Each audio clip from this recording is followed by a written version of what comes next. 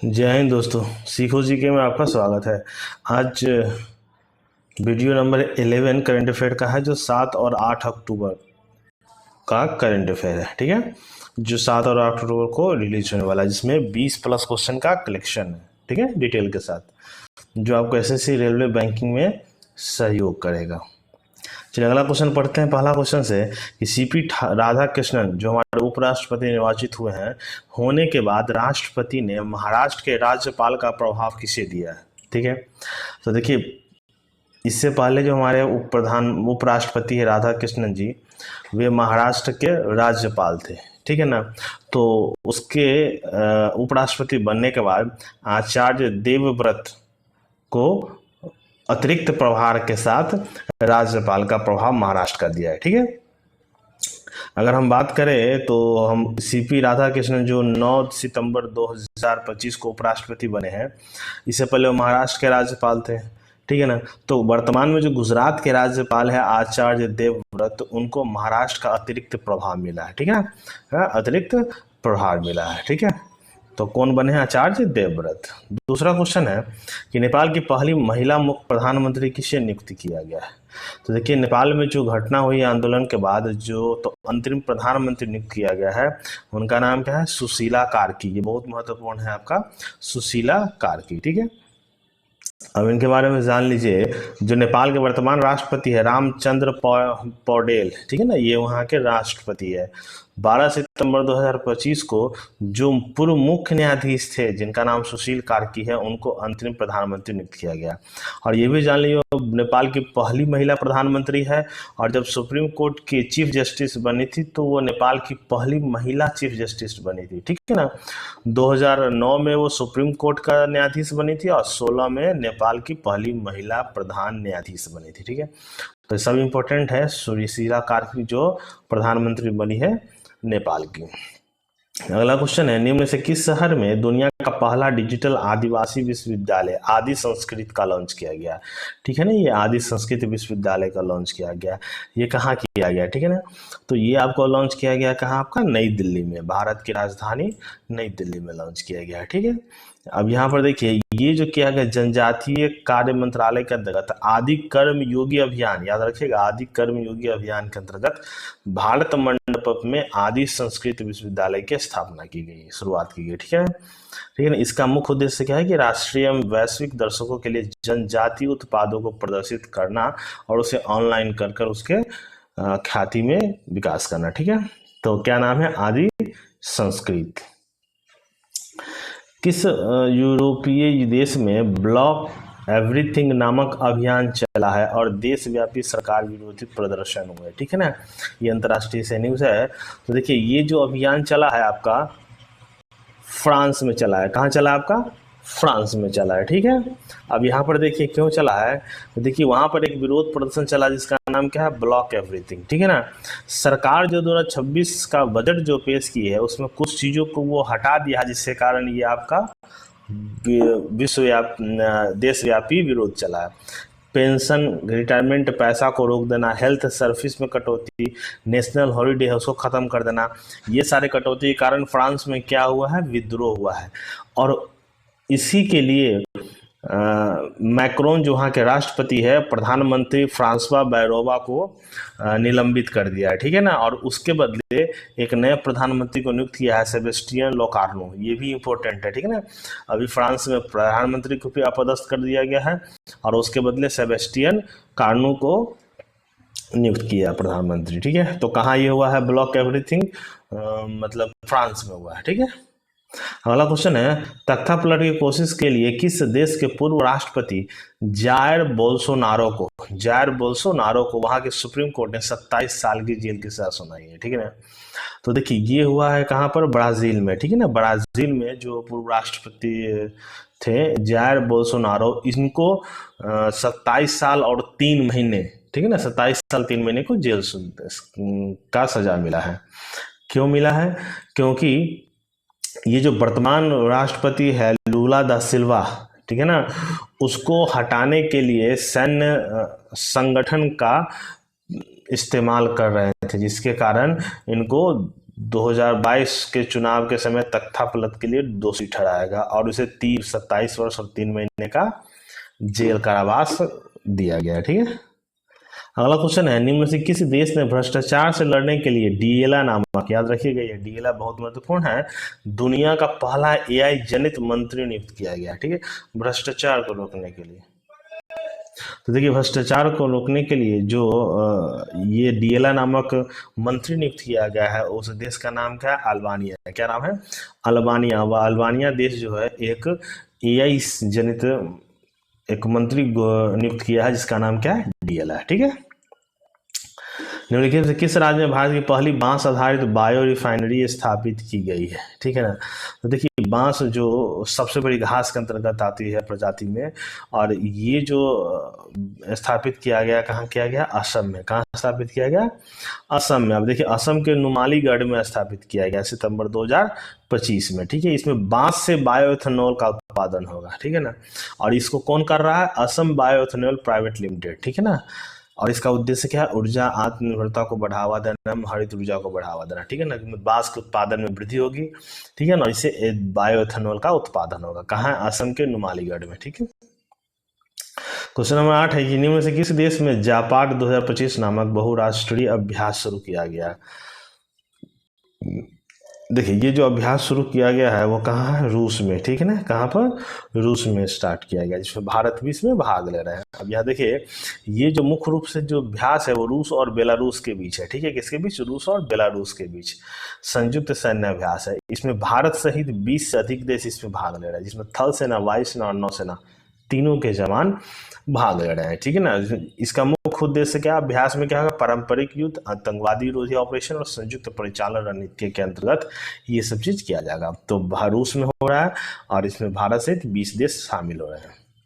हाल ही में समुद्र प्रदक्षिणा ये मिशन लॉन्च किया गया है, किस प्रकार का अभियान है? ये बहुत इंपॉर्टेंट आपका क्वेश्चन है। ठीक है, देखिए ये समुद्र प्रदक्षिणा जो लॉन्च किया गया है वो ऑल वुमेन सर्कम नेविगेशन अभियान, जिसमें सभी सदस्य क्या होगी? महिला होगी। ठीक है ना, तो ऑल वुमेन सर्कमिनेशन अभियान के अंतर्गत इसको किया गया है समुद्र प्रदक्षिणा। ठीक है, अब ये लॉन्च 11 सितंबर 2025 को किया गया और ये पहला त्रिसेवा है जिसमें ऑल वुमेन ही है। ठीक है ना, इसका नाम क्या रखा गया? समुद्र प्रदक्षिणा। इसमें 10 महिला अधिकारी है तीनों सेनाओं के, और इसमें जो जहाज का यूज हो रहा है उसका नाम क्या है? त्रिवेणी। याद रखिएगा, त्रिवेणी। ठीक है ना, त्रिवेणी जहाज से ये पूरे विश्व का भ्रमण करेंगे और इसका उद्देश्य क्या है? महिला शक्ति, एकता और आत्मनिर्भरता का प्रतीक का अंतर्गत इसको शुरुआत किया गया है। जहाज का नाम क्या है? त्रिवेणी। बहुत महत्वपूर्ण है।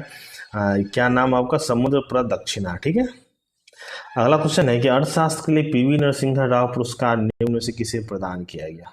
देखिए पीवी नरसिम्हा पुरस्कार अर्थशास्त्र के क्षेत्र में प्रदान किया जाता है। ठीक है ना, और ये प्रदान किया गया है हमारे माननीय डॉक्टर मनमोहन सिंह जी को, जो आज अभी इस दुनिया में नहीं है। ठीक है ना, मरणोपरांत इनको दिया गया। डॉक्टर मनमोहन सिंह को पीवी नरसिम्हा राव पुरस्कार 2025। ठीक है, अब ये जान लीजिए इसका उद्देश्य क्या है कि आर्थिक परिवर्तन और राष्ट्र निर्माण के क्षेत्र में विशेष योगदान के लिए मरणोपरांत पीवी नरसिम्हा राव मेमोरियल डॉक्टर मनमोहन सिंह जी को दिया गया। ठीक है ना, और ये किसके अंतर्गत दिया जाता है? हैदराबाद में स्थित PV Narasimha Rao memorial foundation के द्वारा। ठीक है ना, और इनको लेने कौन आए थे?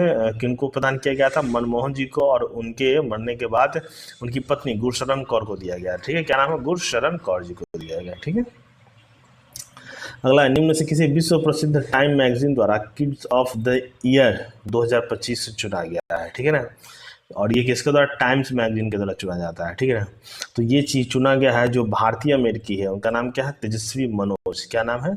तेजस्वी मनोज को चुना गया है किड्स ऑफ द ईयर। अब इसको जान लीजिए, बहुत महत्वपूर्ण है। ये भारतीय अमेरिकी है, साइबर सुरक्षा के क्षेत्र में विशेष योगदान के लिए इनको चुना गया है। इसके द्वारा बनाया गया वेबसाइट का नाम है शील्ड सीनियर्स। ठीक है ना, याद रखिएगा, शील्ड सीनियर्स, शील्ड सीनियर्स। और ये क्या काम करता है? बुजुर्गों को ऑनलाइन ठगी से बचने के लिए इसको बनाया गया था, और किनके द्वारा? तेजस्वी के जी के द्वारा। ठीक है ना, इनका लक्ष्य क्या है? इसका उद्देश्य कि हमारा लक्ष्य है कि बुजुर्ग आत्मनिर्भर हो और पहचान करे कि उन्हें किससे सावधान रहना। ये बहुत महत्वपूर्ण चीज है। ठीक है, चलिए अगला क्वेश्चन है कि निम्न में से किसे national stock exchange exchange NSE का नया अध्यक्ष नियुक्त किया गया है, ठीक है, नेशनल स्टॉक एक्सचेंज। देखो NSE का जो अध्यक्ष नियुक्त किया गया है वो किया गया है श्रीनिवास इनतेंजी को। किनको? श्रीनिवास इनतेंजी को, नेशनल स्टॉक एक्सचेंज को, ठीक है। अब यहाँ जान लीजिए नेशनल स्टॉक एक्सचेंज का जो हेडक्वार्टर कहाँ है? मुंबई में। स्थापना कब हुई थी? 1992 में स्थापना हुई थी, ठीक है ना। ठीक है, national stock exchange of India, जिसको नेशनल स्टॉक एक्सचेंज कहते हैं, NSE, इसकी स्थापना 1992 में। क्वेश्चन पूछता है हेडक्वार्टर मुंबई में। क्वेश्चन है जोनास जहर स्टोयर को निम्न से किस देश के प्रधानमंत्री नियुक्त किया गया है?